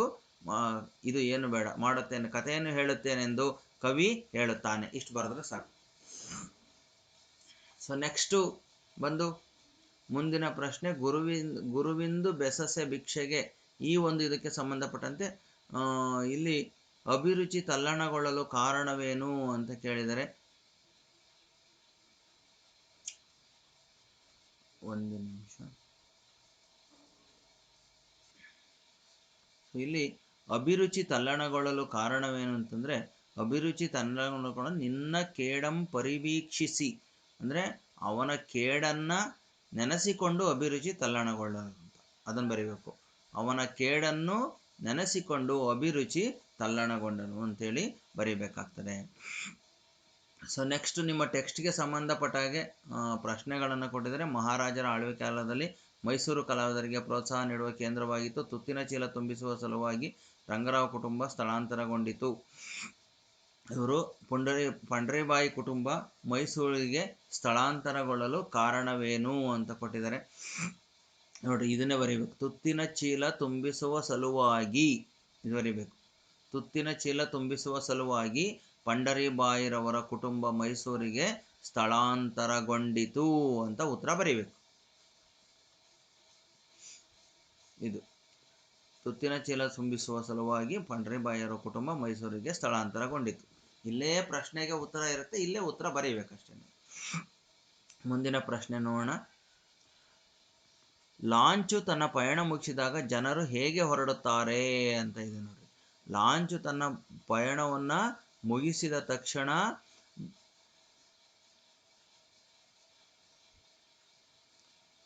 ಜನರು ಹೇಗೆ ಹೊರಡುತ್ತಾರೆ ಅಂತ ಕೇಳಿದರೆ, ಸೊ ನೋಡ್ರಿ ಇಲ್ಲಿ ಲಾಂಚ್ ನಿಮ್ಮ ಪಠ್ಯಪುಸ್ತಕದಲ್ಲಿ ಇರ್ತಕ್ಕಂಥದ್ದು ಇದು. ಬೈಕು ಕಾರುಗಳು ಹೇಗೆ ಮುಗಿದ ತಕ್ಷಣ ಹೋಗ್ತವೆ ಅಂದರೆ, ಬೈಕು ಕಾರುಗಳು ಸ್ಟಾರ್ಟ್ ಆಗುತ್ತಿವೆ, ಲಾಂಚು ನಿಂತಿದ್ದೆ ಎಲ್ಲ ಆಚೆ ದಡಕ್ಕೆ ಜಿಗಿದಿದ್ದಾರೆ, ಬಸ್ಸು ಕಾರು ಬೈಕುಗಳು ಬುರಬುರನೆ ದಡ ಸೇರಿವೆ. ಇದು ನೀವು ಬರೀಬೇಕಾಗಿರ್ತಕ್ಕಂತಹ ಒಂದು ಉತ್ತರ ಆಗಿದೆ. ಸೊ ಈಗ ಮುಂದಿನ ಪ್ರಶ್ನೆಗೆ ಹೋಗೋಣ. ನನ್ನಾಸೆ ಕವನ ಕವಿಯಿತ್ರಿ ಮುಸ್ಸಂಜೆ ಹೊತ್ತಿಲಲ್ಲಿ ದಿಕ್ಕಿಲ್ಲದೆ ನರಳಾಡುವ ದೀನರ ಊರಗೋಲು ನಾನಾಗಬೇಕು ಎನ್ನುವ ಮಾತಿನ ಸ್ವಾರಸ್ಯವೇನು? ಇದು ನನ್ನಾಸೆ ಕವಿಯ ಒಂದು ಇದು ಕವನದ ಒಂದು ಸ್ವಾರಸ್ಯವನ್ನು ನೀವು ಬರೀಬೇಕು. ಆಗಲಿ ನಿಮ್ಮಂಗ ಪ್ರಾಣದ ಹಂಗು ತೋರದು ದೇಶಕ್ಕಾಗಿ ನಾನಾಗಲಿ ನಮ್ಮ ಮಕ್ಕಳಾಗಲಿ ಏನು ಮಾಡಿಲ್ಲ, ಈಗ ಇಷ್ಟಾದರೂ ನಮ್ಮಿಂದ ಆಗ್ತದಲ್ಲ ಎಂದು ದುರ್ಗಪ್ಪ ಹೇಳಲು ಕಾರಣವೇನು? ಸೊ ಇದನ್ನು ಸಹ ನಿಮ್ಮ ಟೆಕ್ಸ್ಟ್ ಬುಕ್ಕಿಗೆ ಸಂಬಂಧಪಟ್ಟಂತೆ ನೀವು ಉತ್ತರವನ್ನು ಬರೀಬೇಕು. ಸೊ ಈ ಚಿತ್ರದಲ್ಲಿರುವ ಸಾಹಿತಿಯನ್ನು ಗುರುತಿಸಿ ಕಾಲ ಸ್ಥಳ ಕೃತಿ ಪ್ರಶಸ್ತಿಗಳ ಕುರಿತು ವಾಕ್ಯ ರೂಪದಲ್ಲಿ ಬರೆಯಿರಿ ಅಂತ ಇದೆ. ಸೊ ಇದನ್ನು ನೋಡ್ತಾ ಹೋಗೋಣ. ಈಗ ಸಾಹಿತಿ ಇವರು ಸಾಶಿ ಮರಳಯ್ಯ. ಇದನ್ನು ನಿಮಗೆ ತೋರಿಸ್ತೀನಿ ಅವರ ಕೃತಿ ಕಾಲ ಏನೇನಿದೆ ಅಂತ.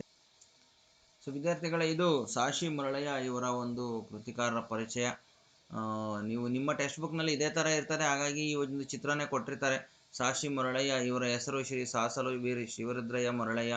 ಇವರು 1931ರಲ್ಲಿ ತುಮಕೂರು ಜಿಲ್ಲೆಯ ಚಿಕ್ಕನಾಯಕನಹಳ್ಳಿ ತಾಲೂಕಿನ ಸಾಸಲು ಗ್ರಾಮದಲ್ಲಿ ಜನಿಸಿದರು. ಇವರ ತಂದೆ ಶಿವರುದ್ರಯ್ಯ, ತಾಯಿ ಸಿದ್ದಮ್ಮ. ಸೊ ಇವೆಲ್ಲ ಬೇಕಾಗಿಲ್ಲ. ಒಂದು ಕೃತಿ ಕಾಲ ಕೇಳಿದರೆ ಕಾಲ ಊರು ಪರಿಚಯ ಮಾಡಬೇಕು. ಇವರು ಪದವಿ ಮೈಸೂರು ವಿಚಾರದಿಂದ MA ಪದವಿಯನ್ನು ಪಡೆದರು. ಕೆಳದಿಯ ಅರಸರು ಕನ್ನಡ ಸಾಹಿತ್ಯ ಎಂಬ ಪ್ರಬಂಧಕ್ಕೆ PhD ಪದವಿಯನ್ನು ಪಡೆದರು ಅಂತಕ್ಕಂಥದ್ದು. ಇನ್ನು ಕೃತಿಯನ್ನು ನೀವು ಬರೆಯೋದಾದರೆ,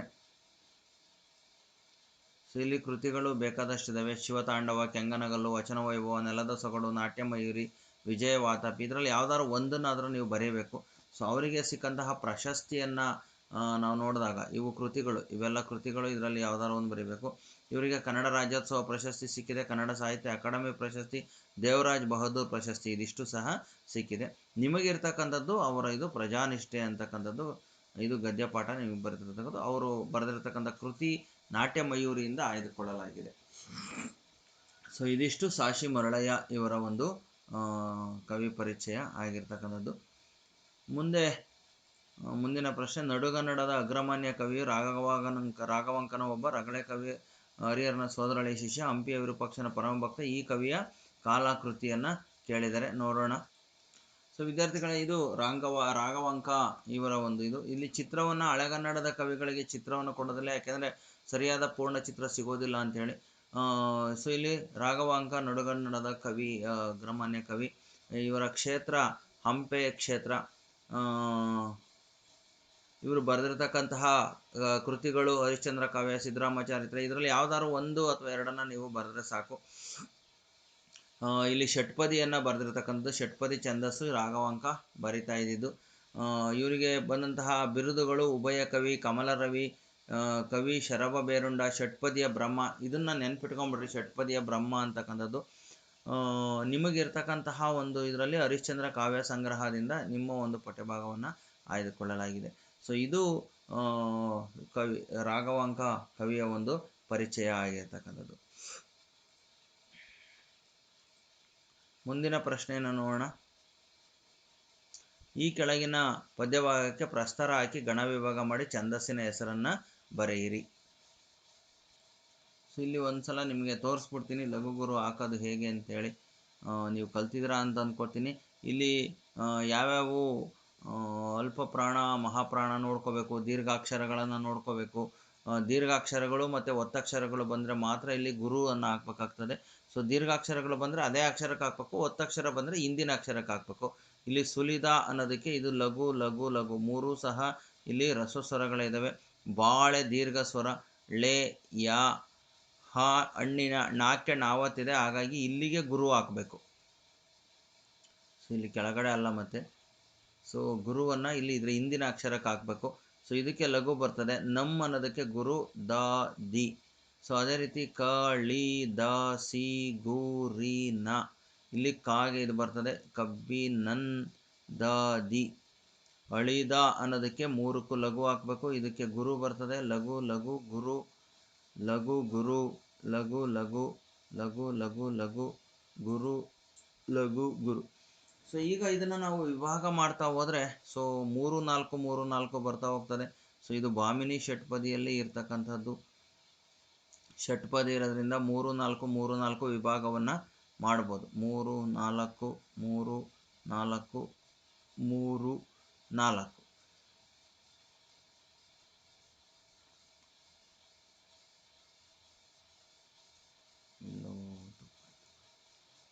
ಉಷ್ಣದ ಹಾಲಿನಂದದಿ 3 4 3 4 3 4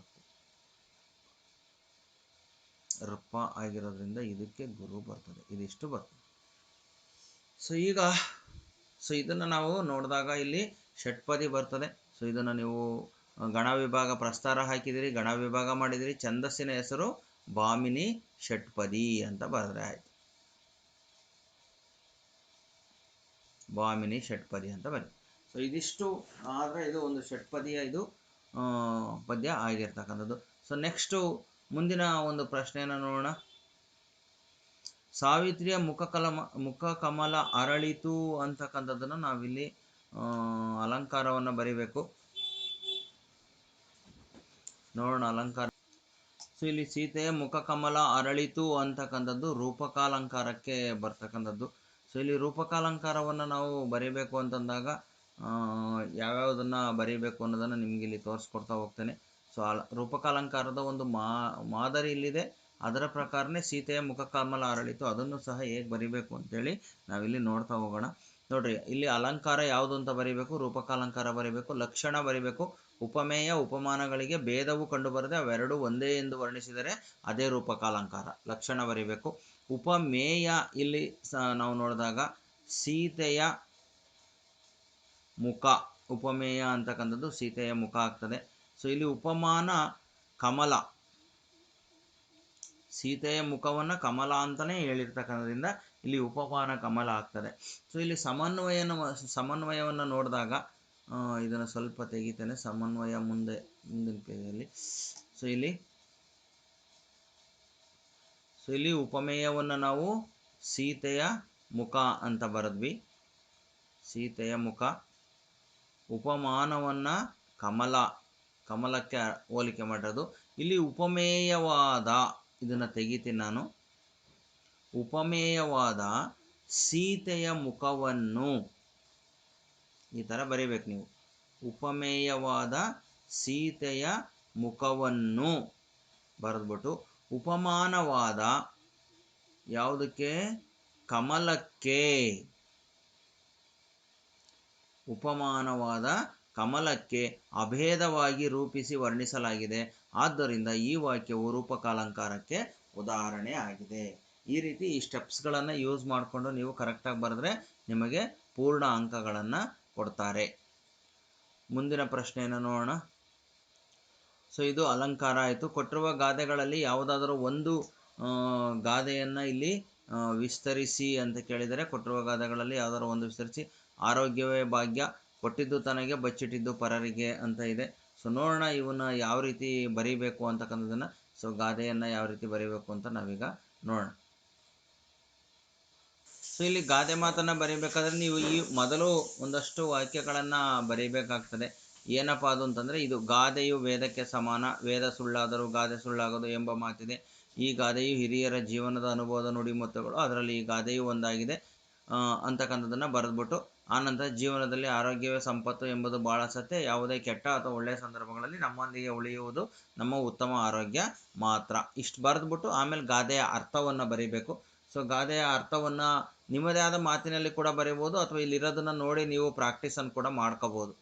ಸೊ ಏನಿದೆ, ಆರೋಗ್ಯವೇ ಸಂಪತ್ತು ಎಂಬ ಮಾತಿದೆ. ನಿಸ್ಸಂಶಯವಾಗಿ ವ್ಯಕ್ತಿಯು ತನ್ನ ಆರೋಗ್ಯದ ರೂಪದಲ್ಲಿ ಸಂಗ್ರಹಿಸುವ ಸಂಪತ್ತಿಗೆ ಸಂಬಂಧಿಸಿದೆ. ಅಂದರೆ ಆರೋಗ್ಯ ಅನ್ನೋದು ಎಷ್ಟೋ ಸಲ ದುಡ್ಡು ಎಷ್ಟೇ ಖರ್ಚು ಮಾಡಿದರೂ ಅದು ನಮಗೆ ಸಿಗೋದಿಲ್ಲ, ಆ ರೀತಿ ಅದಾಗ್ತದೆ. ಇದನ್ನು ನೀವು ನೋಡ್ಕೊಳ್ರಿ ಏನೆಲ್ಲ ಬರೀಬೋದು ಅಂತಕ್ಕಂಥದ್ದು. ಇದಿಷ್ಟು ಸಹ ಆರೋಗ್ಯವೇ ಸಂಪತ್ತು ಅನ್ನೋದಕ್ಕೆ.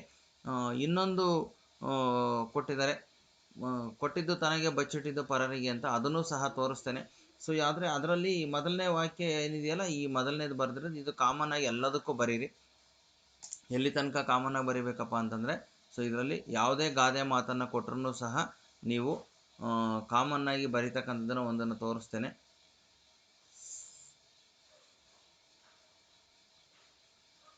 ಇದು ಗಾದೆ ಇಲ್ಲಿಂದ ಹಿಡಿದು ಇಲ್ಲಿ ತನಕ ಇದಿಷ್ಟು ಕಾಮನ್ ಆಗಿ ಯಾವುದೇ ಗಾದೆ ಕೊಟ್ಟರೂ ಸಹ ಈ ಒಂದು ವಾಕ್ಯವನ್ನು ನೀವು ಬರೀಬೇಕಾಗ್ತದೆ.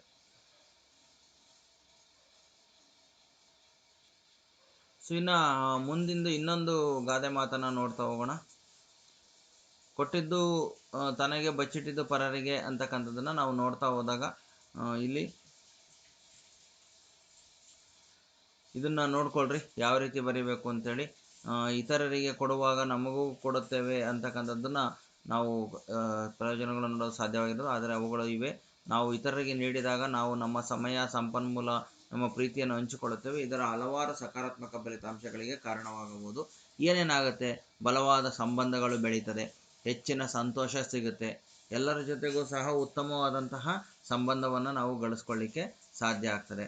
ಸೊ ಈ ರೀತಿ ಎಲ್ಲ ನೀವು ಅದನ್ನು ಯೂಸ್ ಮಾಡಿ ಬರಿತಾ ಹೋದರೆ ನಿಮಗೆ ಪೂರ್ಣ ಅಂಕಗಳು ಸಿಗ್ತಕ್ಕಂತಹ ಒಂದು ಸಾಧ್ಯತೆಗಳು ಇದೆ. ಪೂರ್ಣ ಅಂಕಗಳು ಸಿಕ್ಕೇ ಸಿಗುತ್ತೆ.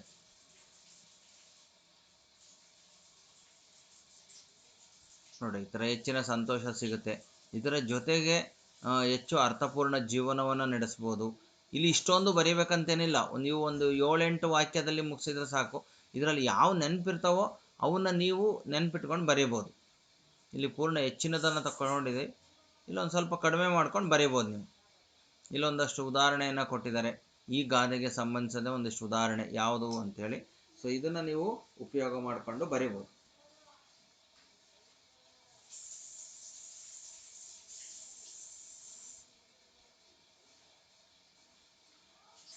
ಸೊ ನೆಕ್ಸ್ಟು, ಈ ಕೆಳಗಿನ ಹೇಳಿಕೆಗಳಿಗೆ ಸಂದರ್ಭ ಮತ್ತು ಸ್ವಾರಸ್ಯವನ್ನು ಬರೆಯಿರಿ ಅಂತ ಇದೆ. ಜಸ್ಟ್ ಇದೇ ವಾಕ್ಯಕ್ಕೆ ಕೊಡಲ್ಲ, ಬೇರೆ ಥರದ್ದು ತೋರಿಸ್ತೇನೆ ಯಾವ ರೀತಿ ಬರೀಬೇಕು ಸಂದರ್ಭ ಸ್ವಾರಸ್ಯವನ್ನು ಅಂತ. ಅದೇ ರೀತಿ ನಿಮ್ಮ ಟೆಕ್ಸ್ಟ್ಗೆ ಸಂಬಂಧಪಟ್ಟಂತೆ ನೀವು ಅದನ್ನು ಉಪಯೋಗಿಸ್ಕೊಂಡು ಬರೀಬೋದು. ನೋಡಿ, ಇಲ್ಲಿ ನಿಮಗೆ ಮಾದರಿ ಸಂದರ್ಭ ಸ್ವಾರಸ್ಯ ಯಾವ ರೀತಿ ಬರೀಬೇಕು ಅಂತಕ್ಕಂಥದ್ದಿದೆ. ಇಲ್ಲಿ ಈ ವಾಕ್ಯವನ್ನು ಅಂತ ಬಂದಾಗ ಇಲ್ಲಿ ಯಾರು ಬರೆದಿರ್ತಕ್ಕಂಥದ್ದು, ಕವಿ ಅಥವಾ ಸಾಹಿತಿ ಹೆಸರನ್ನು ಇಲ್ಲಿ ಬರೀಬೇಕು. ಸೊ ಅವರು ರಚಿಸಿರುವಂತಹ ಕೃತಿ ಯಾವುದಿರ್ತದೋ ಅದು ಬರೀಬೇಕು. ಸೊ ನಿಮಗೆ ಗದ್ಯಪಾಠದ ಹೆಸರು ಯಾವುದಿರ್ತದೋ ಆ ಗದ್ಯಪಾಠದ ಹೆಸರನ್ನು ಇಲ್ಲಿ ಬರೀಬೇಕು. ಸೊ ಇಲ್ಲೊಂದು ಮಾದರಿಯನ್ನು ಕೊಟ್ಟಿದ್ದಾರೆ ನೋಡ್ರಿ, ಯಾವ ರೀತಿ ಬರೀಬೇಕು ಅಂತಕ್ಕಂಥದ್ದನ್ನು. ಸೊ ಈ ಮಾದರಿಯಲ್ಲಿ ನೀವು ಇದನ್ನು ಬರಿತಾ ಹೋಗಬೇಕು. ಸೊ ಈ ಥರ ಒಂದು ಮಾದರಿಯನ್ನು ಬರೀಬೋದು. ಇದು ನೋಡ್ರಿ, ಇಲ್ಲಿ ಈ ವಾಕ್ಯವನ್ನು ಶ್ರೀಪತಿ ನರಸಿಂಹಾಚಾರ್ಯ ಅವರು ರಚಿಸಿರುವ ಶಬರಿ ಗೀತ ನಾಟಕ ಕೃತಿಯಿಂದ ಆಯ್ದ ಶಬರಿ ಎಂಬ ಗದ್ಯ ಭಾಗದಿಂದ ಆರಿಸಲಾಗಿದೆ. ಸೊ ಈ ಥರ ನೀವು ಬರೆದುಬಿಟ್ಟು ಅದರ ಸ್ವಾರಸ್ಯವನ್ನು ಸಹ ಬರಿತಾ ಹೋಗ್ಬೋದು.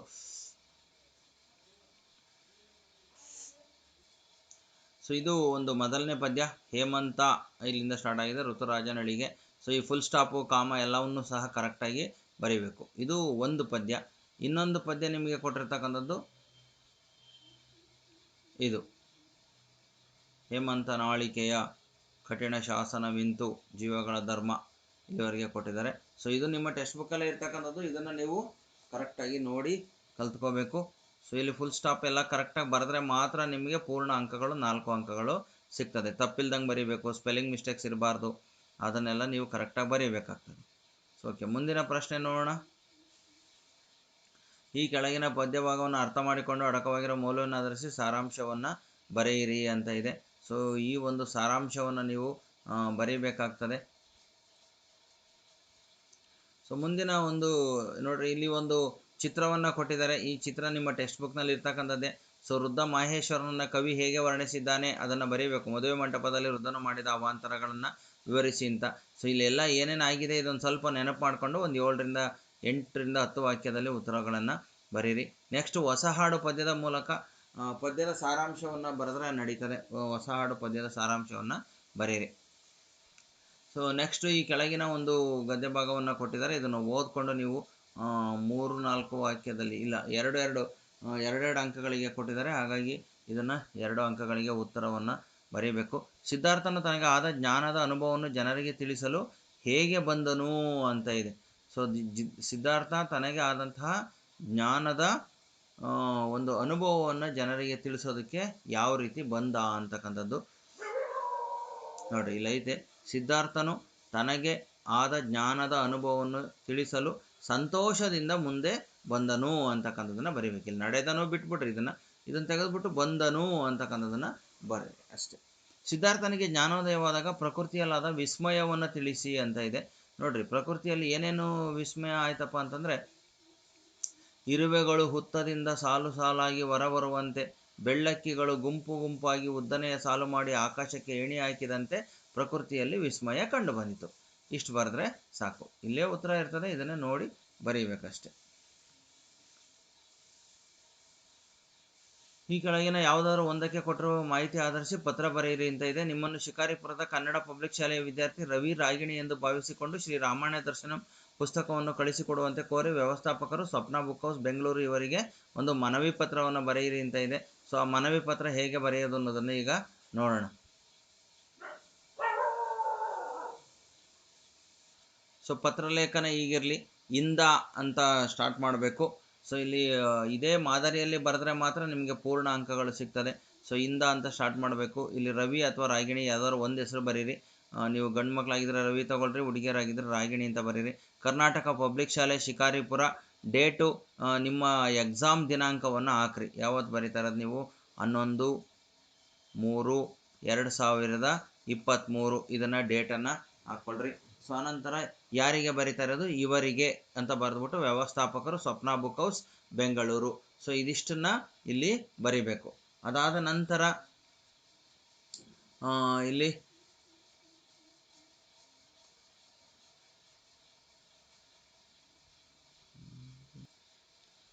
ಇಲ್ಲಿ ಡೇಟ್ 11/3/2024 ಇವರಿಗೆ ವ್ಯವಸ್ಥಾಪಕರು ಸ್ವಪ್ನ ಬುಕ್ ಹೌಸ್ ಬೆಂಗಳೂರು. ಸೊ ಇದು ಅಡ್ರೆಸ್ಸನ್ನು ಬರೀಬೇಕು. ಅದಾದ ನಂತರ ಇಲ್ಲಿ ನೀವು ಮಾನ್ಯರೇ ಅಂತ ಬರೀಬೇಕು. ಇದನ್ನು ಮಾನ್ಯರೇ ಅಂತ ಬರೆದು ವಿಷಯವನ್ನು ಬರೀಬೇಕು. ಇಲ್ಲಿ ಒಂದೇ ನಿಮಿಷ, ಸ್ವಲ್ಪ ವಿಷಯ ಚೇಂಜ್ ಆಗಿದೆ, ಅದನ್ನು ಸರಿ ಮಾಡ್ಕೋತೀನಿ. ಸೊ ಇಲ್ಲಿ ವಿಷಯ ಶ್ರೀ ರಾಮಾಯಣ ದರ್ಶನಂ ಪುಸ್ತಕವನ್ನು ಕಳಿಸಿಕೊಡುವಂತೆ ಮನವಿ ಅಂತ ಬರೀರಿ. ಆನಂತರ ಮೇಲ್ಕಾಣಿಸಿದ ವಿಷಯಕ್ಕೆ ಸಂಬಂಧಿಸಿದಂತೆ ನಾನು ಶಿಕಾರಿಪುರ ಕರ್ನಾಟಕ ಪಬ್ಲಿಕ್ ಶಾಲೆಯಲ್ಲಿ ವಿದ್ಯಾರ್ಥಿಯಾಗಿ ಓದುತ್ತಿದ್ದು ನನಗೆ ಕುವೆಂಪುರವರು ಬರೆದಿರುವ ಶ್ರೀ ರಾಮಾಯಣ ದರ್ಶನಂ ಪುಸ್ತಕದ ಅವಶ್ಯಕತೆ ಇದೆ. ಅವರ ಪುಸ್ತಕಗಳನ್ನು ನಾನು ಓದಬೇಕೆಂಬ ಆಸೆಯಿಂದ ಇದನ್ನು ತರಿಸಿಕೊಳ್ಳುತ್ತಿದೆ. ಆದ್ದರಿಂದ ದಯವಿಟ್ಟು ನನಗೆ ಶ್ರೀ ರಾಮಾಯಣ ದರ್ಶನಂ ಪುಸ್ತಕವನ್ನು ಕಳಿಸಿಕೊಡಿರಿ ಎಂದು ತಮ್ಮಲ್ಲಿ ಕೇಳಿಕೊಳ್ಳುತ್ತಿದ್ದೇನೆ. ಈ ನನ್ನ ಕೋರಿಕೆ ಈಡೇರುವುದೆಂದು ನಂಬಿರುತ್ತೇನೆ ಅಂತ ಬರೆದ್ಬಿಟ್ಟು ಇಲ್ಲಿ ವಂದನಗಳೊಂದಿಗೆ ಅಂತ ಹಾಕ್ಬಿಟ್ಟು ಇಲ್ಲಿ ಇಂತಿ ತಮ್ಮ ನಂಬಿಕೆಯ ಇಲ್ಲಿ ಸಹಿಯನ್ನು ಹಾಕ್ರಿ. ರವಿ ಅಥವಾ ರಾಗಿಣಿ ಅಂತಲೇ ಸಹಿಯನ್ನು ಮಾಡಬೇಕು. ಸೊ ಇದು ಈ ಒಂದು ಪತ್ರಲೇಖನವನ್ನು ಬರೀತಕ್ಕಂತಹ ರೀತಿ. ನಿಮ್ಮ ಪತ್ರ ಪೂರ್ಣ ಪ್ರಮಾಣದಲ್ಲಿ ನೀವು ನೋಡೋದಾದರೆ ಈ ರೀತಿ ಮಾದರಿ ಇರಬೇಕು, ಇಷ್ಟಿರಬೇಕು ಪೂರ್ಣ. ಇದು ಇಂದ ಇವರಿಗೆ ಇದೇ ಮಾದರಿಯಲ್ಲೇ ಬರೆದ್ರೆ ನಿಮಗೆ ಪೂರ್ಣ ಅಂಕಗಳು ಸಿಗ್ತದೆ. ಸೊ ಇನ್ನು ಮುಂದಿನ ಒಂದು ಪ್ರಶ್ನೆ ನೋಡೋಣ.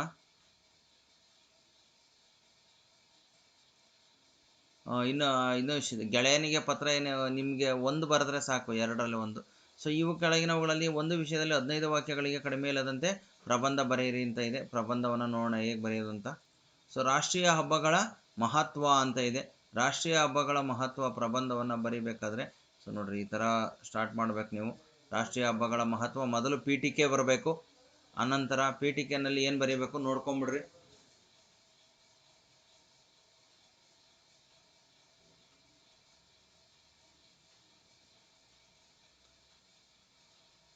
ಸೊ ಇದು ಪೀಠಿಕೆನಲ್ಲಿ ಅದಾದಮೇಲೆ ರಾಷ್ಟ್ರೀಯ ಹಬ್ಬಗಳ ಮಹತ್ವದ ಬಗ್ಗೆ ಸ್ವಲ್ಪ ಡೀಟೇಲ್ಸ್ ಬರೀಬೇಕು. ಯಾವ್ಯಾವ ಹಬ್ಬಗಳಿದ್ದಾವೆ, ಯಾತಕ್ಕೋಸ್ಕರ ಮಾಡ್ತೀವಿ ಅಂತ. ಸೊ ಇದರಿಂದ ಏನು ಇದರ ಮಹತ್ವ ಅಂದರೆ ಏಕತೆಯನ್ನು ಬೆಳೆಸುವುದು, ಯಾವ ರೀತಿ ಏಕತೆ ಬೆಳೀತದೆ ಅಂತಕ್ಕಂಥದ್ದನ್ನು ಇಲ್ಲಿ ಕೊಟ್ಟಿದ್ದಾರೆ ನೋಡ್ರಿ. ಒಂದು ಉದಾಹರಣೆ ಸಹಿತ ದೀಪಾವಳಿ ಹಬ್ಬವನ್ನು ಆಚರಿಸೋದ್ರಿಂದ ಹೇಗೆ ಎಲ್ಲ ಏಕತೆ ಆಗುತ್ತೆ ಅಂತಕ್ಕಂಥದ್ದು ಒಂದು ಉದಾಹರಣೆ ಇದೆ. ಸೊ ಈ ಥರ ನಿಮ್ಮದೇ ಆದ ಉದಾಹರಣೆಯನ್ನು ಸಹ ಕೊಟ್ಟು ಏನು ಮಾಡ್ಬೋದು, ನೀವು ಬರೀಬೋದು. ಆನಂತರ ಸಂಸ್ಕೃತಿಯನ್ನು ಕಾಪಾಡುತ್ತೆ, ಇದು ಯಾವ ರೀತಿ ಸಂಸ್ಕೃತಿಯನ್ನು ಕಾಪಾಡುತ್ತೆ ಅಂತಕ್ಕಂಥದ್ದು. ಸೊ ಅದಕ್ಕೂ ಸಹ ಒಂದು ಉದಾಹರಣೆ ಇದೆ.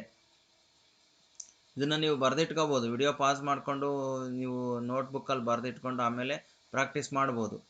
ದೇಶ ಪ್ರೇಮವನ್ನು ತುಂಬೋದು, ಇವೆಲ್ಲವೂ ಸಹ ಆಗ್ತವೆ. ಒಂದೊಂದಕ್ಕೂ ಒಂದೊಂದು ಉದಾಹರಣೆ ಕೊಡ್ಬೋದು. ಲಾಸ್ಟಿಗೆ ತೀರ್ಮಾನ ಬರೀಬೇಕು ನೀವು, ಅಥವಾ ಇದನ್ನು ಉಪಸಂಹಾರ ಅಂತ ಕೂಡ ಬರೀಬೋದು. ತೀರ್ಮಾನ ಅಥವಾ ಉಪಸಂಹಾರ ನಿಮ್ಮದೇ ಆದ ವಾಕ್ಯಗಳಲ್ಲಿ ಬರೀಬೋದು. ನೀವು ಏನು ಮಾಡ್ಬೋದು, ರಾಷ್ಟ್ರೀಯ ಹಬ್ಬಗಳನ್ನು ಯಾವ ರೀತಿ ಇನ್ನೂ ಚೆನ್ನಾಗಿ ಆಚರಿಸಿದರೆ ಯಾವ ರೀತಿ ಇದು ಎಫೆಕ್ಟ್ ಆಗುತ್ತೆ ಅನ್ನೋದನ್ನು ನೀವೇನು ಮಾಡ್ಬೋದು ಬರೀಬೋದು. ಅಥವಾ ನಿಮ್ಮ ರಾಷ್ಟ್ರೀಯ ಶಾಲೆಗಳಲ್ಲಿ ರಾಷ್ಟ್ರೀಯ ಹಬ್ಬ ಹೆಂಗೆ ಆಚರಿಸ್ತೀರಾ ಅನ್ನೋದನ್ನು ಸಹ ಯಾವುದೇ ಜಾತಿ ಧರ್ಮ ಭೇದ ಇಲ್ಲದೆ ನೀವೆಲ್ಲರೂ ಸೇರಿಕೊಂಡು ಸ್ನೇಹಿತರು ಆಚರಿಸ್ತಿರಲ್ಲ ಅದನ್ನು ಸಹ ನೀವು ಬರೀಬೋದು. ಸೊ ಇದು ರಾಷ್ಟ್ರೀಯ ಹಬ್ಬಗಳ ಮಹತ್ವ. ಸೊ ವಿದ್ಯಾರ್ಥಿಗಳೇ, ಇದು ಇಲ್ಲಿ ರಾಷ್ಟ್ರೀಯ ಹಬ್ಬಗಳ ಮಹತ್ವದ ಬಗ್ಗೆ ನಿಮಗೆ ಕೊಟ್ಟಿದ್ದೀನಿ. ಗಣಕಯಂತ್ರದ ಸದುಪಯೋಗ ಬರೆಯೋದಾದರೆ ಅದನ್ನು ಬರೀಬೋದು ನೀವು.